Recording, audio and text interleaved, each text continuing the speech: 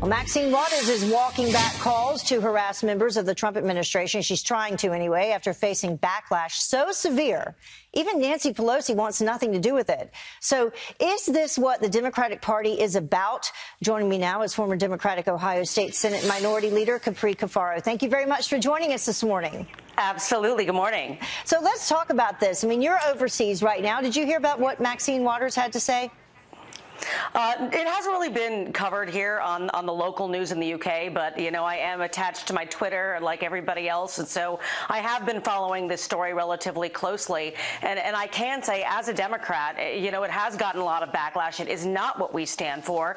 And frankly, it's a distraction to the core issues that we should be focusing on in the midterm election. So you have, you know, even Chuck Schumer and David Axelrod, who, you know, was a senior advisor to President Obama, condemning this tactic by Maxine Waters to basically go out and harass people in the Trump administration. That's not what we should be about. Here's what President Trump had to say about it. He said Congresswoman Maxine Waters, an extraordinarily low IQ person, has become, together with Nancy Pelosi, the face of the Democrat Party. She has just called for harm to supporters, of which there are many, of the Make America Great Again movement. Be careful what you wish for, Max. Ouch. Well, look, I mean, I don't necessarily think, again, you know, I often say this. My grandmother would say 2 wrongs don't make a right. You know, throwing an insult saying that Maxine Waters is low IQ, I don't necessarily think is appropriate either. We've also seen a ton of people make death threats, for example, at restaurants with the same name, but different establishments that kicked out Sarah Huckabee Sanders. We are at an all-time low when it comes to, you know, our public discourse, and we need to do something to get things back on track. And Democrats could have an opportunity to be the adults in the room and inject decorum into our national discourse. And unfortunately, with things like what Maxine Waters has done, we've missed the mark. Yeah, definitely. I mean, I had tweeted out over the weekend that leaders, people in public personas, like be it entertainment, sports, politically, they all need to be an example and come forward and show that we can get along and talk to each other. Here's what Nancy Pelosi had to say about all of it. She said, in the crucial months ahead, we must strive to make America beautiful again. Trump's daily lack of civility has provoked responses that are predictable but unacceptable. As we go forward, we must conduct elections in a way that achieves unity from sea to shining sea. So she says that, but at the same time takes a stab at President Trump. It's like... Yeah, well, you know, I think that, again, I see a lot of acrimony coming from both sides. I mean, no one seems to want to meet in the middle. There seems to be so much, you know, push back and forth, and we're missing each other, you know, in this conversation. It's bad for politics.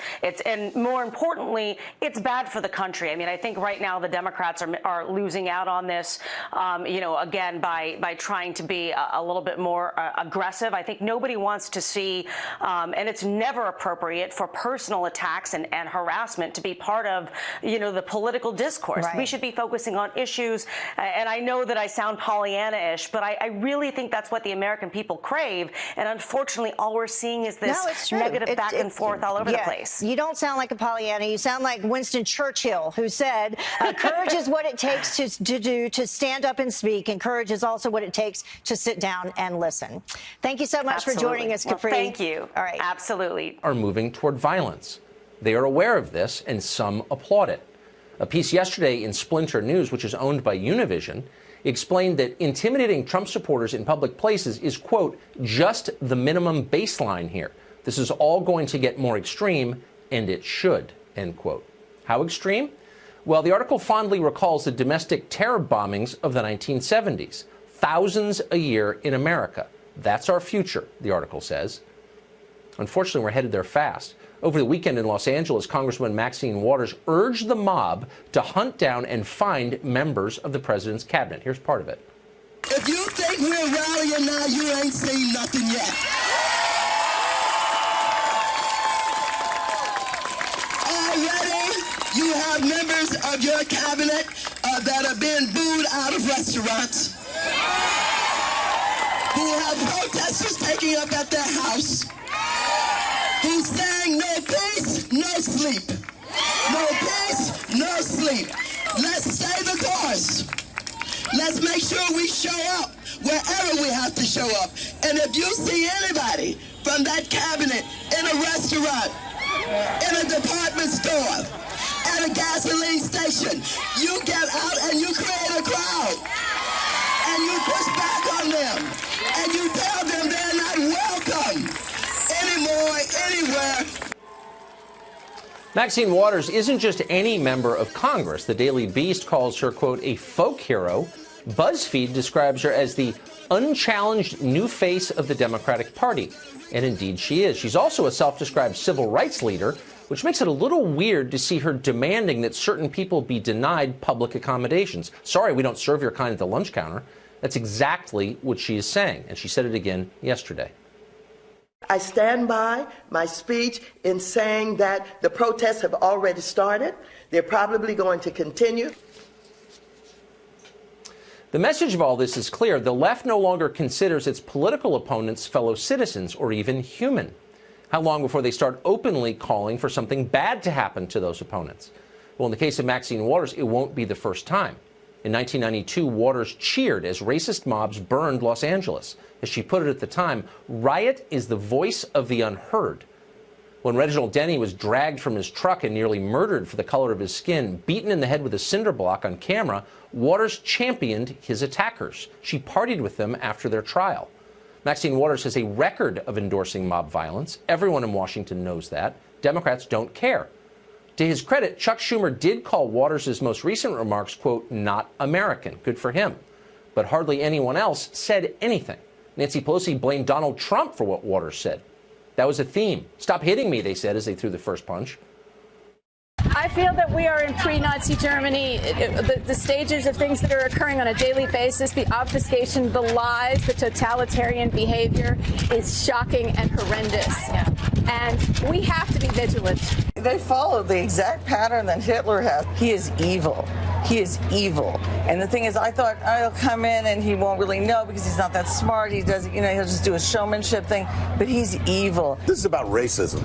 This is pure and simple racism. That's all this is. The people who support him are frightened to death of this country becoming the Browning of America.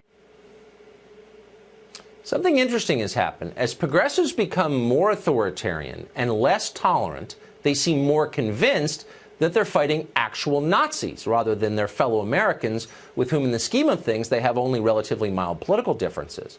The more they accuse the administration of extremism, the more extreme they become.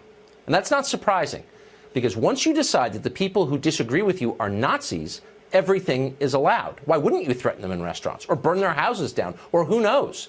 This could very well end in tragedy. You start talking like this and you don't know where it's going to go. Some progressives seem to welcome all that. Quentin James, who's the head of a political action committee that supports Democrats, recently announced that those calling for calm are, quote, accomplices of the current administration. Accomplices? This is the language of total war. It's scary. It has no place in politics. We're heading towards something awful. And the only people who can stop it are the adults on the left. And there are still some. Democratic members of Congress, entertainment figures, religious leaders, media chieftains like Jeff Zucker at CNN or Andy Lack at NBC. They're silent now, cowering and complicit in all of this, but the country badly needs them to cool the rhetoric and rein in the mob. No more Nazi talk on their TV channels. No more screaming at people in restaurants. There's a point of no return, and we are approaching it, and we need their help to pull back. Let's bring in Ben Shapiro, editor-in-chief of the Daily Wire, syndicated columnist, host of the Ben Shapiro Show. Ben, are you shocked we got to this point? Not at all. I mean, I think that this has been going on for at least a couple of years here. It started on college campuses, obviously. We've seen it at rallies during the last election cycle. Remember, there was a rally for President Trump in Chicago that was shut down due to tactics like this. I don't find any of this particularly shocking. I guess I'm just shocked by how much of the mainstream left has decided to endorse it. I mean, there have been Democratic leaders who have said that these sort of tactics are unacceptable, but I'm not sure they're not being outflanked by their radical base at this point. Has this ever happened to you? What happened to all of these individuals? Or Pam Bondi? My gosh, they got up in her face. I know that there have been protesters when you speak at schools, but has anything like that happened when you're out at a restaurant or a movie theater? No, thank God. This is one of the benefits of keeping kosher. When I go to kosher restaurants, I'm generally pretty popular. So, what about this? There are a number of major newspapers today, the New York Daily News, the LA Times. They're talking about how this could backfire. LA Times writes, resist too far. Pelosi tries to tamp down progressives' public shaming of Trump officials. And she's not the only one. Chuck Schumer essentially came out and said, hey, stop. Yeah, and the problem, though, is that you have people like Simone Sanders on CNN yesterday saying that it is a part of white privilege to call for civility, and she's not the only one saying that. You saw John Legend yesterday do the same thing on Twitter, where he suggested that calling people out in public places, destroying their ability to have dinner, standing outside their home, and this is all stuff that should happen if you disagree with the policy enough. And this is why I say I think that Nancy Pelosi and Chuck Schumer may be representing something good on this particular issue, but their base is not particularly interested in what they have to say, or at least large segments of the base. Hey, Ben, you know what my worry is? My worry is the natural response is to do the same thing back to the other side. And then Republican activists are going to be disturbing other people in other restaurants and at movie theaters and at the park. And then the families are more than likely involved because that's what they do. They find out where you live. I don't want Republicans to mimic this. I mean, isolate these incidents and stop them. I think it's got to be a huge national awareness, not a response. I totally agree with that. And I think this is one of the big problems that we have in our politics right now is everybody assumes that they're being victimized and therefore their reaction is okay. So I wouldn't be surprised if some folks on the right see this as permission to go do this to folks on the left. I think that a lot of folks on the left see this whole tactic as a response to President Trump being rude at rallies and such. And the problem is once you see yourself as a victim, I mean, psychological studies are pretty clear on this. Once you see yourself as a victim, you're far more likely to see yourself as someone who's capable of victimizing others. It's okay to victimize others because you're just responding. But once you feel like you're responding, it gives you a lot more moral credence to go out and do something bad to somebody else. I think that's what the left is feeling today. California Democrat Maxine Waters encouraging her supporters to target members of the Trump cabinet, saying, quote, they're not going to be able to go to a restaurant. They're not going to be able to stop at a gas station. They're not going to be able to shop at a department store. The people are going to turn on them. They're going to protest. They're going to absolutely harass them. Majority Leader Kevin McCarthy was here earlier, slamming Waters' action as irresponsible. This is very dangerous. She should apologize to the American public. The idea, we have to have civility. I can disagree with somebody philosophically, but to personally attack, to remove somebody and not serve them? What's interesting to me, the people who claim tolerance seem to be the most intolerant in this process. I have friends on the other side of the aisle that we philosophically disagree. We have debates about our philosophy different, but we'll sit down, have dinner together, have a cup of coffee together or whatever. We need civility in this country, but the idea that you're asking people to go forward, that becomes very dangerous, and it becomes a risk inside our country as well. Strong words there. Let's bring in Ari Fleischer, former White House press secretary under George W. Bush and a Fox News contributor. Ari, thank you for coming on this morning. I'm sure you've got something to say about all this. Your thoughts? Oh, this is just awful. You know, it's why people are just so soured on politics, and the politicians just keep making the souring get even worse. Look, obviously what Maxine Waters said is beyond the pale, and really the next move is the Democratic colleagues. If she starts to feel the heat from Democrats in the House who tell her publicly she went too far and she should take it back, that's how you start to fix these things. And I do note Nancy Pelosi in the last half hour did put out a tweet that was mildly critical of Maxine Waters. She said in her tweet that what Maxine Waters said was unacceptable. All the Democrats need to say the same message to Maxine Waters. But will they? You heard Kevin McCarthy earlier on this program saying Nancy Pelosi needs to step up and say something to Waters. Will she? Well, she just did. That was my point. And Nancy Pelosi just tweeted in the last half hour about Maxine Waters' statement being unacceptable. Look, it doesn't matter what we Republicans say. It matters what the Democrats say. Maxine Waters won't listen to any Republican. But when somebody goes that far, you really need the family, the people that she's closest to, in this case, the Democrat caucus, to send Maxine Waters the public message. And reporters need to ask all the Democrats. They need to ask the deputy whip, all the leadership in the Democrat caucus, do you stand with Maxine Waters? What's your message to Maxine Waters? That's how you change political behavior, through the pressure of the media when the media thinks somebody went too far. I'm not sure that's going to happen with Maxine Waters. Maybe it went too far, and it will. So I'll tell you what you did. Let me make one other point here, too. Donald Trump does deserve some of the responsibility for the public tone. In the campaign, when candidate Trump talked about if there were Democrats at his rallies and they were protesting him, and he urged his supporters to take them out and he'll pay their legal bills, implying that it's okay to do violence. This is all a part of the uncivil nature of our debate today. And I'd go so far as to say people need to stop saying lock her up about Hillary. When you start to threaten prison, when you say these things, you know, we're all setting the tone. It all needs to stop. Civility is important in public life. What Maxine Waters did is awful, but everybody who engages in any level of it, we all ought to stop it. I want to make sure that I do get that in there because you did hear from the Republican leader McCarthy calling on Pelosi to say something. It happened in this hour, and she retweeted a headline of Maxine Waters encouraging her supporters to harass Trump cabinet members.